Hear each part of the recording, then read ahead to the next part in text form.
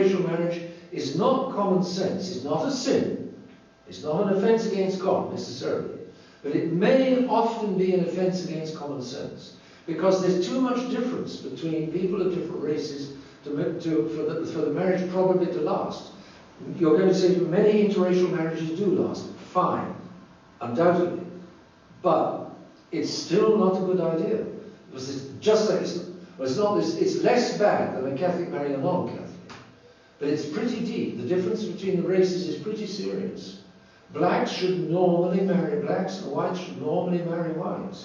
Chinese should normally marry Chinese. Normally you should marry in approximately your own, if you're in an upper class of society, you should marry upper class. If you're lower class, you should marry lower class. There's common sense behind that. Marry somebody as close to you in social background and race and colour and anything.